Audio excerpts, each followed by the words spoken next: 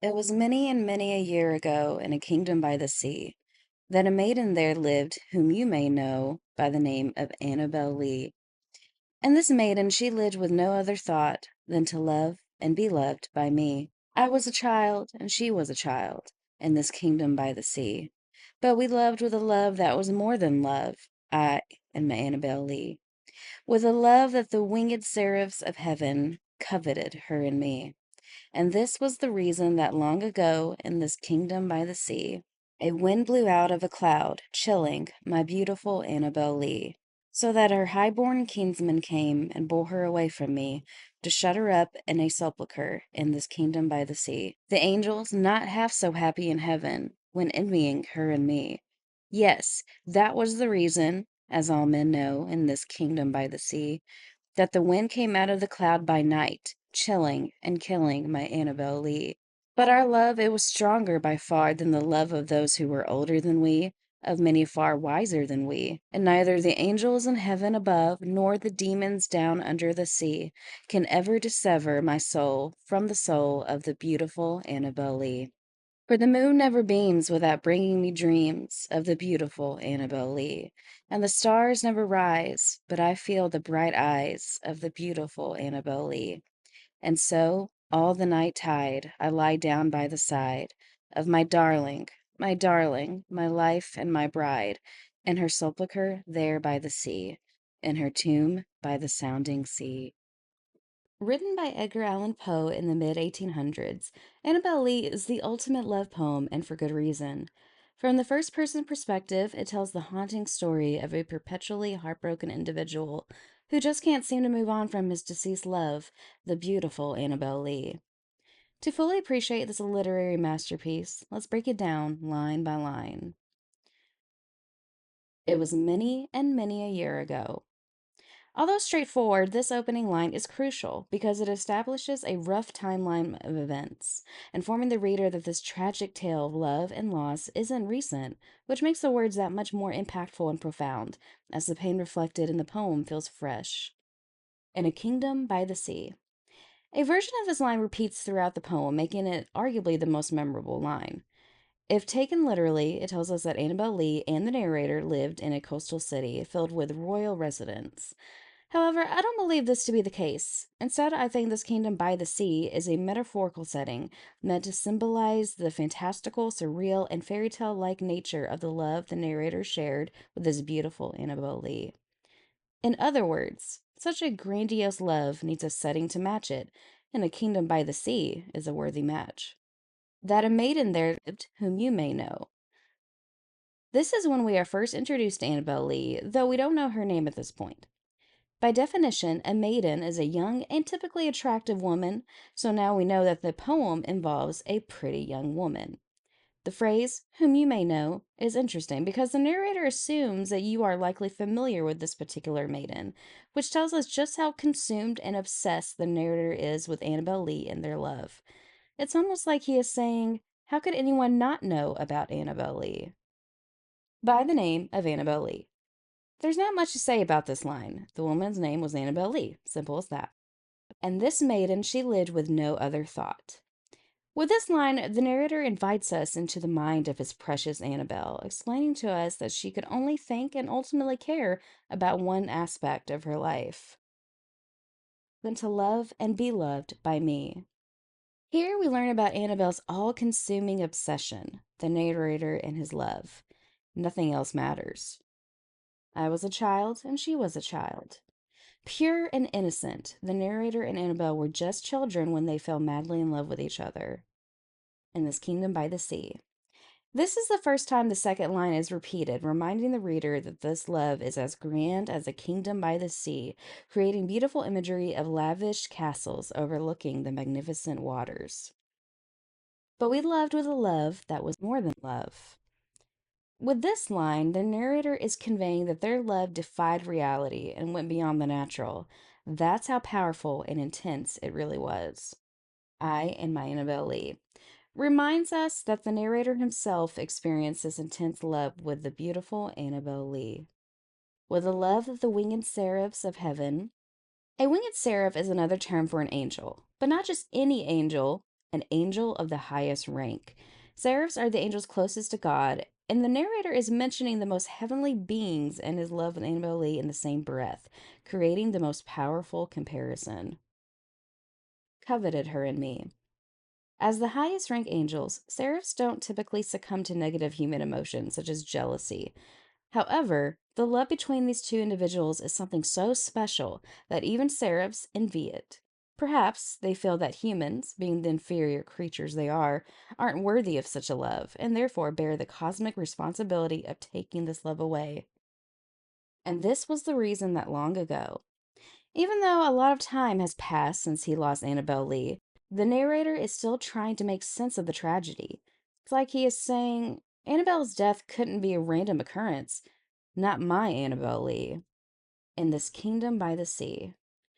We return once again to the beautiful, epic scene of elegance and grandeur. A wind blew out of a cloud, chilling. Remember the envious Sarahs from earlier? The most angelic of angels?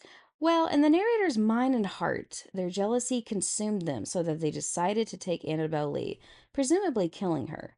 The wind represents the supernatural force these seraphs used to kill her, and the narrator insists this insidious wind came from a cloud. After all, the clouds in the sky would be the closest natural objects to heaven, including its precious angels. Essentially, the angels temporarily left their celestial residence to visit the earthly realm just to forcibly tear these lovers apart. And just like that, Annabel's body went cold and blue, hence the narrator's use of chilling. My beautiful Annabel Lee. A painful reminder of not only Annabel's ethereal beauty, but also the fact that she was and still is his one and only love despite her untimely death. So that her high-born kinsman came. A highborn kinsman is a male relative of high social status, which may seem highly irrelevant in this story.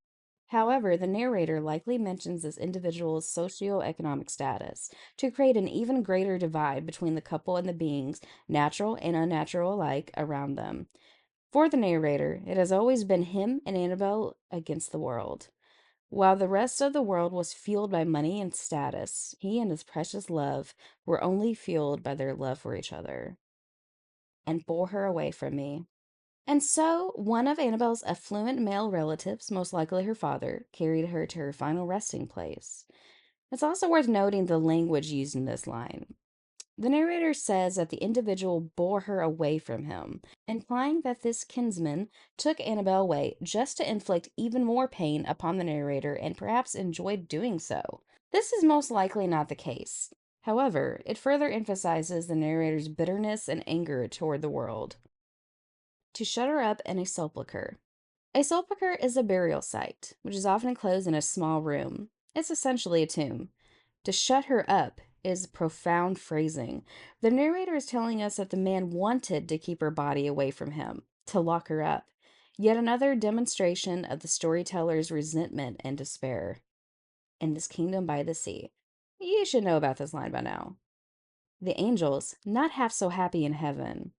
We circle back to the angels, the seraphs, who, if you recall, were to blame for Annabel's passing. The narrator uses this line to describe just how unfulfilled the seraphs were despite their prestigious status in heaven. Once the angels discovered the love between the narrator and Annabel Lee, they had to take this heavenly love for themselves. Went envying her and me. Remember, these superior celestial beings are usually immune to sinful emotions like envy.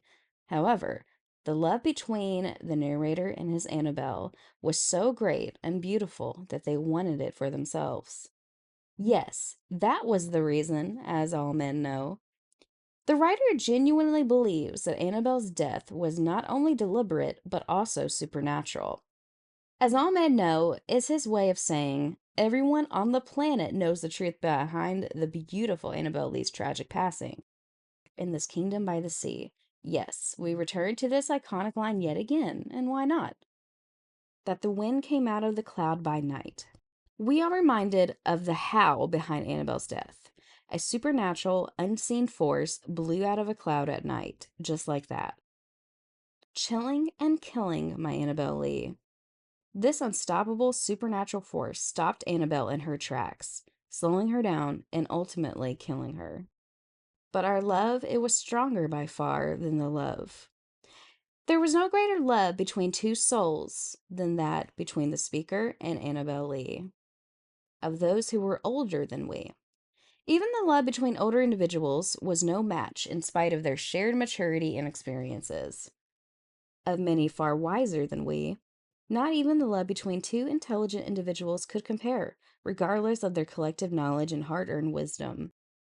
And neither the angels in heaven above, those so called pure heavenly beings, nor the demons down under the sea, the devil's henchmen living in the deepest pits of the world, can ever dissever my soul from the soul. Here, the writer is saying absolutely nothing nor no one can remove Annabel's soul and memory from his.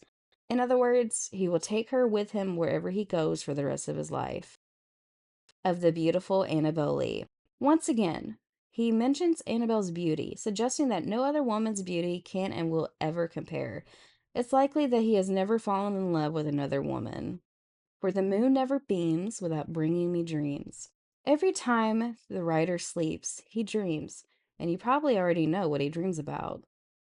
Of the beautiful Annabel Lee. Who else could occupy his subconscious mind other than his beautiful Annabel Lee? And the stars never rise, but I feel the bright eyes.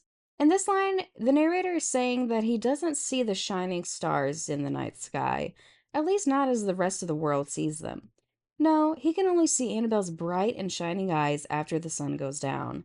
This tells us that despite all the time that has passed, the writer is still just as captivated by Annabel's beauty and presence that she is all his eyes can see. Of the beautiful Annabel Lee. I really wondered just how beautiful Annabel Lee really was. And so, all night tide, I lie down by the side. When nighttime comes, he sleeps next to Annabel. If taken literally, this would mean that the writer lies next to her physical body. However, I think this line is meant to be a metaphor, in that he sleeps next to her in his mind. Although she is no longer physically with him, she is always there, her soul directly next to his. Of my darling, my life and my bride.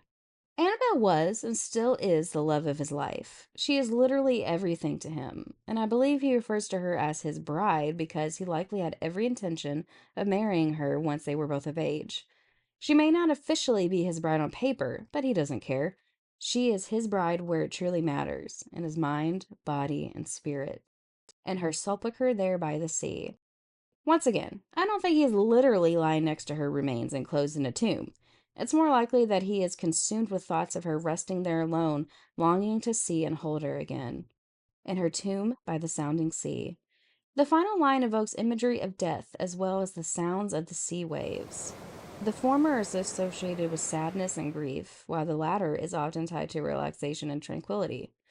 Perhaps the last line of this poem is representative of the writer's conflicted emotions regarding his lost love. When he and Annabel were just two children madly in love with each other, he likely felt happy and at peace, just as the calm sea waters often make us feel.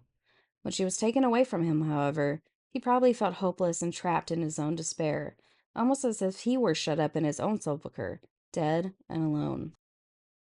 So, how does this poem make you feel? Do you have your very own Annabel Lee? Do you believe you're someone's Annabel Lee? Please discuss in the comments below. Thanks for watching.